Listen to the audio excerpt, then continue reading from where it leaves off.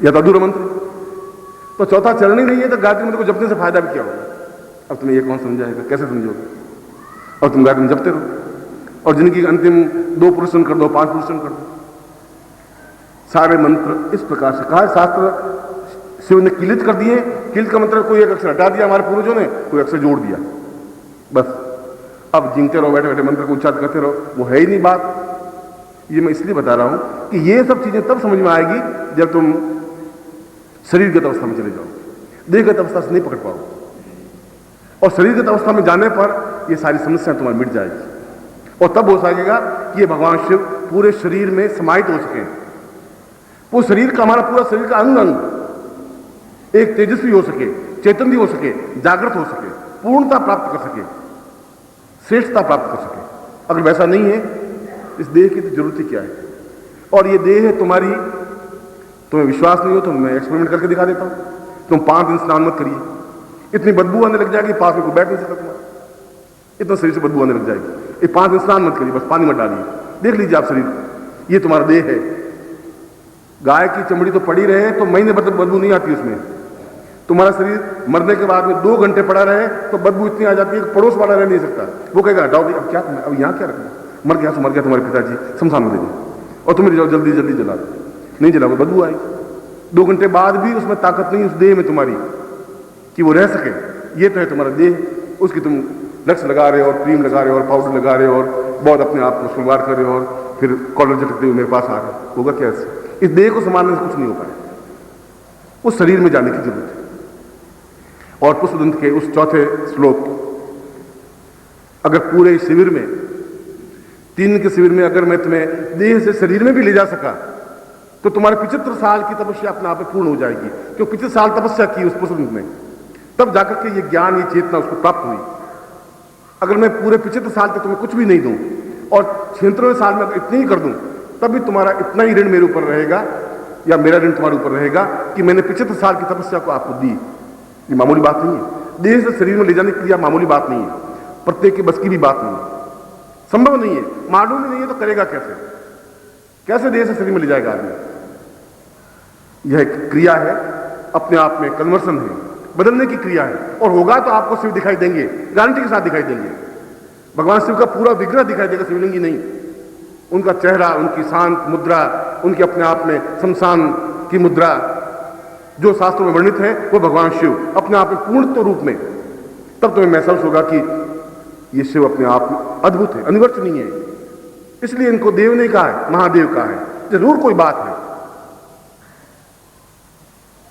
और यह एक पड़ाव से दूसरे पड़ाव, यह तो जीवन में 7 पड़ाव प्राप्त कर लेने चाहिए। देह, देह के बाद में एक प्राण, प्राण के बाद में एक आत्मा, अभी कई स्टेज है, 7 फिर भू भुव स्व मह जन तप सत्यम, वही गायत्री मंत्र की 7, वही कुंडली के 7 धरा पर, मूलाधार, सहसा, स्वाधिष्ठान, अनाहत चक्र, वो चक्र 7। वो शरीर को एक से अंदर जाने की क्रिया है, यहां से उतर करके ऊपर निकल नहीं जाती सब। मगर उनको ज्ञान था नहीं, तो लिख दिया। आपको ज्ञान नहीं था, आप भी एक ग्रंथ और लिख दीजिए, उसमें लंबी छोटी बात क्या है? और लिखा हुआ हिंदुस्तान में प्रामाणिक। हिंदुस्तान हमारा इतना घटिया काम है कि जिसने लिख दिया कोई चीज छप गई, वो सही। आप चाहे चीखो चिल्लाओ, ये लिखा हुआ है, ये देख लिखा हुआ है कि नहीं, बस वो प्रामाणिक हो। लिखा हुआ प्रामाणिक, तुम चीखोगे वो प्रामाणिक नहीं है, मैं चिल्लाऊंगा वो प्रामाणिक नहीं है। मत जो लिखा हुआ है देख लीजिए, अखबार में छपाओ, आप देख। ऐसा नहीं है तो कुंडली थोड़ी होती गुरु जी 3.5 आंटे दिए हुए बैठिए, अब मैं छाप दूं किताब, ये बात सही है, 3.5 आंटे पूरे।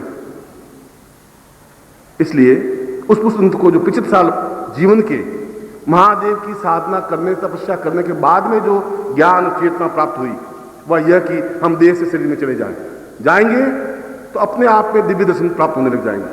फिर शंकराचार्य जो बोल रहा है शिवो हम शंकरो हम, तब फिर आप भी बोल पाएंगे। मैं तुम्हें एक मूल चंद से शिवो हम बना दूं, तुम्हें हरिकृष्ण से शंकरो हम बना दूं, तो मेरी बहुत बड़ी उपलब्धि है। ये तुम्हारे ऊपर बहुत बड़ा ऋण है कि अगर मैं ऐसा करूं, और मैं ऐसा मुझे करना ही है यदि आप खुले हैं।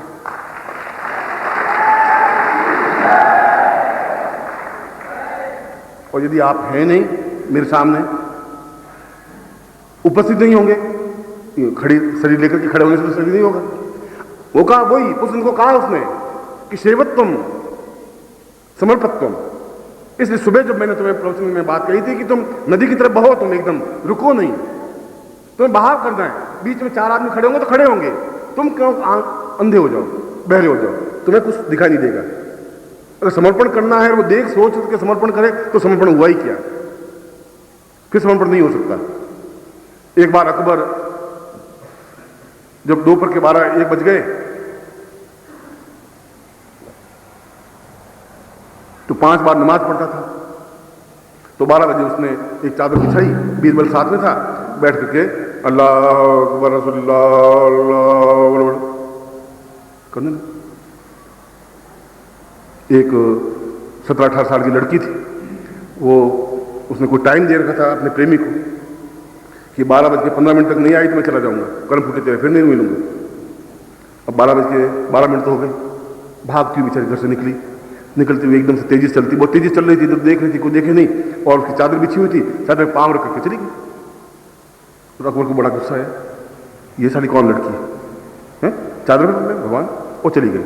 उस प्रेमी से मिली, 5-7-10 मिनट बात की, डेटिंग वेटिंग पूरी की, फिर लौटी तो उसके पांव धीमे धीमे चल रहे थे, क्यों जई तो उतार भी थी, चले।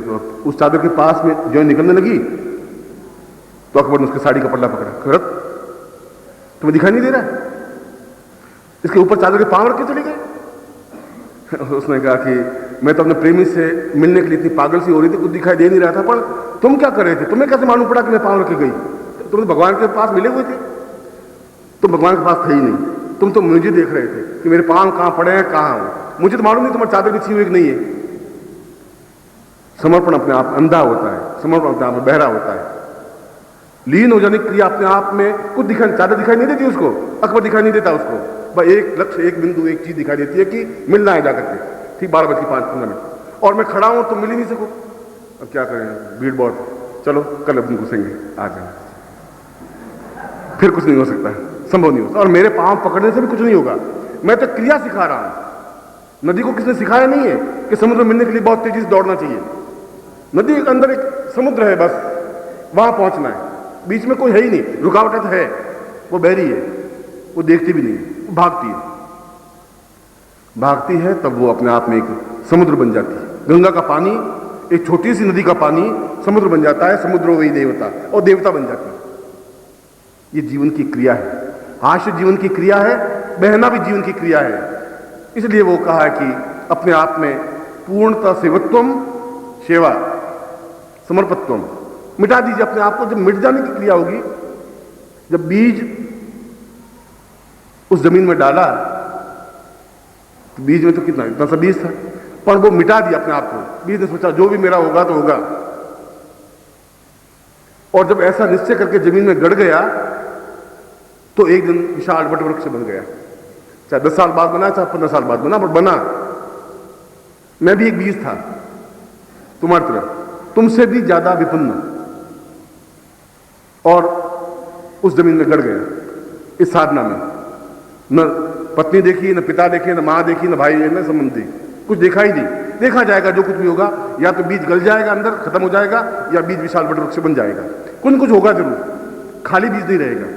और मैं आज आपके सामने हूं, जिसकी छाया के नीचे कम से कम 2000, 200, 500 बैठे। तुम भी ऐसा वट वृक्ष बन सकते हो, बन सकते हो यदि समर्पण होगा, मिटाने की क्रिया होगी अपने आप में।